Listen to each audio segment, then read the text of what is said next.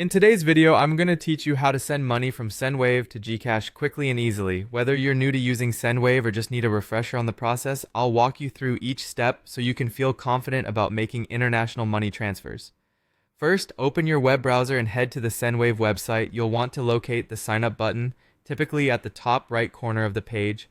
Click on it to start creating your account if you don't have one already. It's just a straightforward process, but there are a few details you'll need to fill out. You'll be asked for basic information such as your full name, email address, your US mobile number, where you live, and finally, you'll have to create a secure password. Remember to review the policy to make yourself aware of any terms that might affect you. Once you've filled out the necessary details and checked the policy, click on the sign up button to initiate your account. Shortly afterward, you'll receive a verification code sent to the mobile number you provided. Make sure to check your messages for this code, then type the verification code in the designated field to help verify your account. Now that you're verified, return to the login page and enter your email address and password. With those credentials, hit login. Once inside, go ahead and add a recipient by clicking on the Add Recipient icon. If you have contacts saved in the platform, you can choose someone from your existing contacts list. Alternatively, if it's someone new, click on Add a New Recipient and provide the necessary recipient details. This will include fields for their country, full name, mobile number, and address.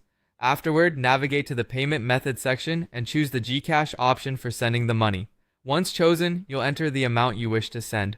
Notice the feature labeled They Receive, which will show how the amount in US dollars converts to the local currency in pesos. Now, confirm everything looks good and click on Continue to Send. Email verification is a key step, so once your email is confirmed, you'll have the option to click Take me to the app for further processes. Here, you'll finalize with adding any missing payment method details and click Continue. The final stage of verification involves entering your legal name and date of birth, completing the process with a click on Finish. You will then be prompted to provide identification by selecting a suitable document and choosing the issuing country.